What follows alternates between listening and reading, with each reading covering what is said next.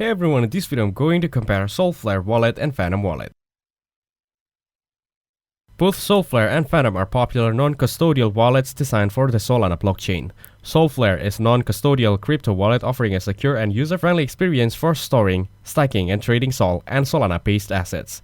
It supports NFT storage and management, along with built-in DeFi integration, making it a versatile choice for Solana ecosystem users.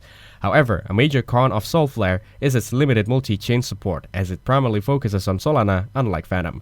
Phantom wallet is non-custodial and user-friendly cryptocurrency wallet with expanding support for Ethereum and Polygon.